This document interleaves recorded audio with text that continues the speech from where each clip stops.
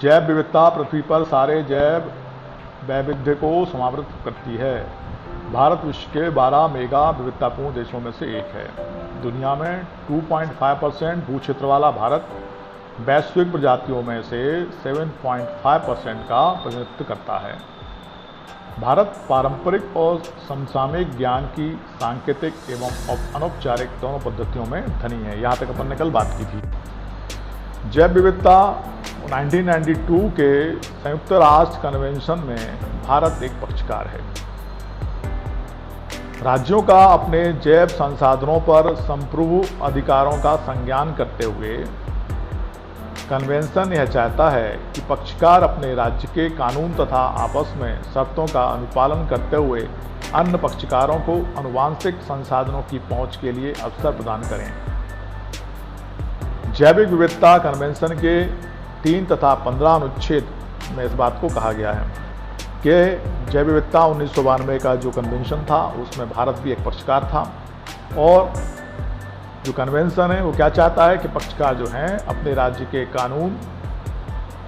और उनकी जो शर्तें हैं उनको निर्धारित करें, और जो आनुवांशिक संसाधन हैं जो हमको वंशानुगत रूप से प्राप्त हुए हैं, जो हमारी प्रकृति में उपलब्ध हैं, उन सब का रखरखाव करते हुए और उनको बढ़ने का मौका दें,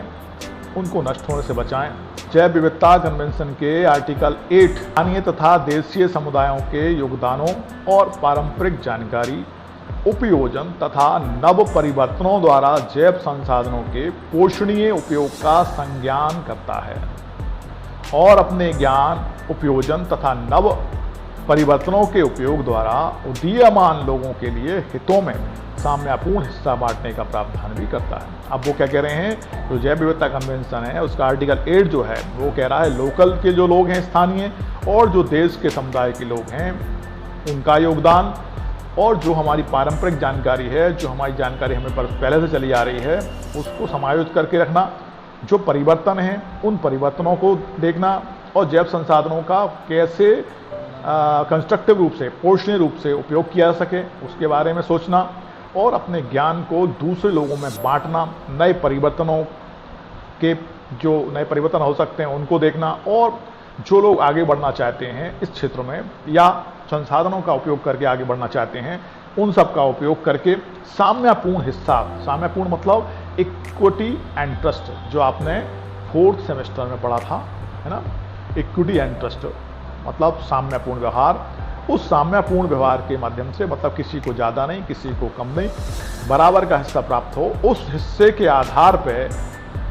प्रावधान करें ताकि इन सबको समायोजित करके, संरक्षित करके और उनका पोषणीय विकास करके इस प्राकृतिक संपदा को हम संभाल सकें, और लोगों में जो उनका रखरखाव करते हैं इस तरह से बांटा जाए ताकि वो उसका रखरखाव करते हुए पोषणीय विकास कर सकें। ये क्या बता रहा हूँ मैं आपको, बैकग्राउंड बता रहा हूँ इस एक्ट का जो अपन पढ़ने वाले हैं। वहीं आगे चलते हैं। जैव विविधता बहुविद्या विशेष विषय है। अब वो क्या कह रहे हैं, जैव विविधता है, अपने आप में जो जैव विविधता है ये अपने आप में बहुत सारे विषयों को समायोजित करता है, क्योंकि जैव विविधता की बात की है, जहाँ विविधता है मतलब विभिन्नता है, विभिन्न प्रकार से है, विभिन्न प्रकार के लोग जहाँ जीव जंतु हैं, विभिन्न प्रकार की जातियाँ प्रजातियाँ हैं, संप्रदाय हैं, उस सब के बारे में बात कर रहा है। और जैव है इसलिए बायो है, बायो मतलब जीवित लोगों की बात कर रहे हैं हम। बहुविद्या विशेष विषय है, ऐसा विषय है जिसमें कई विद्याएं समाहित हैं और जिसके कार्य व कार्यकलाप अनेक हैं। डेफिनेटली जब अलग लोग हैं, अलग जीव जंतु हैं, प्रजातियां हैं, उनका रखरखाव अलग होगा, उनके कार्य अलग होंगे, उससे संबंधित क्रियाकलाप अलग अलग करने पड़ेंगे, अलग अलग संरक्षित करने की व्यवस्था करनी पड़ेगी, तो उसको नए से शब्दों में समझा दिया है। इसके साझेदार केंद्र सरकार, राज्य सरकार, स्थानीय स्वशासित संगठन के संस्थान, उद्योग आदि हैं। अब इसमें कौन कौन भागीदार हैं जो ऐसा करते हैं और उनके साझेदार हैं, पार्टनर हैं, तो उन्होंने कहा केंद्र सरकार है, सेंट्रल गवर्नमेंट सबसे पहले है, फिर राज्य सरकार है इसके अंतर्गत, स्थानीय जहाँ पे जो लोकल एरिया है जिसको संभाला जा रहा है वो हैं, और संगठन भी हो सकते हैं जो प्राइवेट भी हो सकते हैं जो इनको देखेंगे, रखरखाव करेंगे। तो ये सब साझेदार के रूप में हैं जो उस पूरे वातावरण को संरक्षित करने वाले हैं। भारत की प्रमुख चुनौतियों में यह भी एक है कि जैव विविधता कन्वेंशन में प्रस्तावित साम्यपूर्ण हिस्सा बांटने के लक्ष्यों को नियमबद्ध बनाया जाए। वहाँ पे ये बात भी कह रहे हैं वो कि भारत में एक और चुनौतीपूर्ण व्यवहार है, वो ये है कि जो जैव विविधता कन्वेंशन है, जो जैव विविधता से संबंधित कन्वेंशन हुआ, उसमें जो साम्यपूर्ण हिस्सा बांटने वाली बात थी वो भी एक बड़ा विषय है जिसको संभालना पड़ेगा, उनके लक्ष्यों को नियमबद्ध करना पड़ेगा ताकि कहीं पे भी गड़बड़ ना हो। अब आप सोचोगे संभालने और बांटने का क्या मतलब है, यहाँ पे ये बांटने से मतलब ये है केंद्र सरकार किन को रखरखाव करेगी, उसकी पावर्स और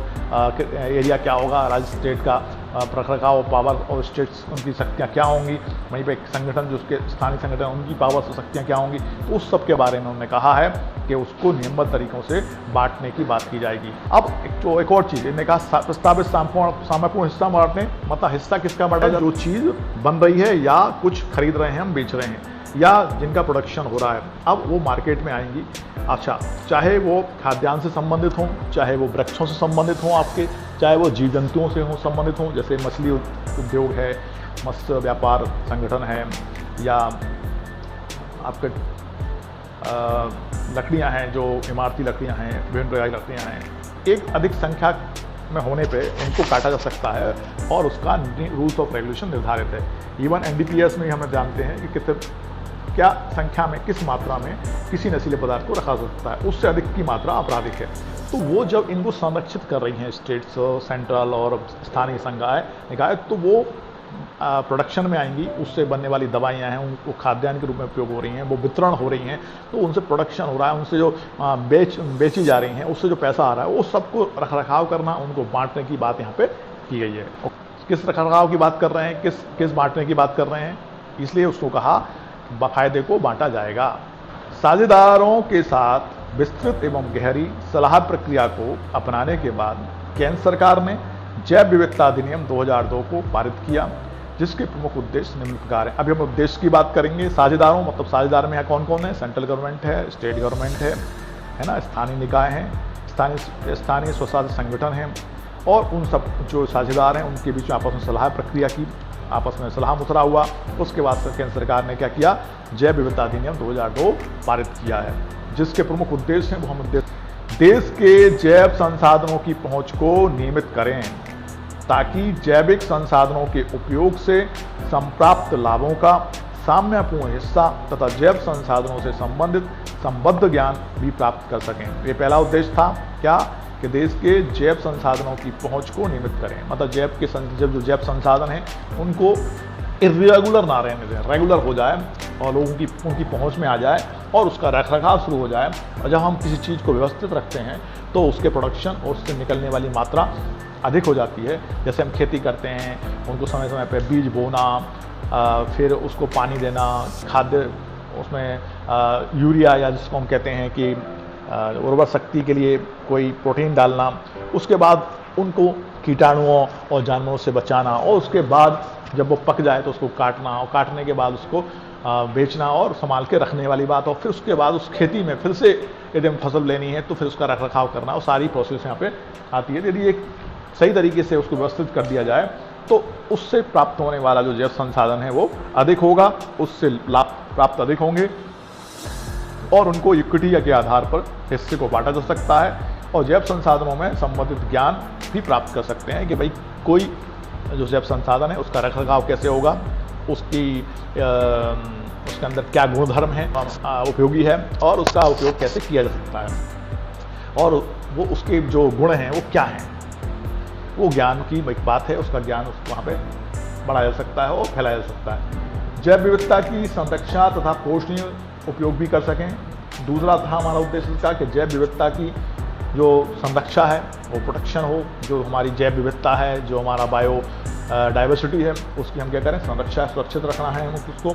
और उसका उपयोग ऐसे करना है ताकि वो कंस्ट्रक्टिव रूप से बढ़े, पोषण के रूप में बढ़े, उसका पोषणीय उपयोग कर सकें ताकि लोगों का वो फायदा करे। आपने देखा होगा यदि कोई खेत पड़ा है, उस खेत में कोई खेती नहीं हो रही है तो वो धीरे धीरे बंजर हो जाएगा, उसमें अलग अलग प्रकार के पौधे उत्पन्न हो जाएंगे जो उपयोग के नहीं हैं। लेकिन हम उसको प्रॉपर संरक्षित करते हैं, उसका विकास करते हैं, संबंधित उपयोगी पौधे, दवाइयों से संबंधित पौधे, मेडिसिन से संबंधित पौधे से हम कहते हैं, जड़ी बूटी से संबंधित पौधे हैं, या खाद्यान्न से संबंधित पौधे हैं, या अन्य प्रकार की आपकी प्रसाधन सामग्री संबंधित पौधे हैं, तो उनको हम विकसित कर सकते हैं, बढ़ा सकते हैं। उसी क्षेत्र का उपयोग हम इस तरह से हम कर सकते हैं। जैव विविधता से संबंधित स्थानीय समुदायों की जानकारी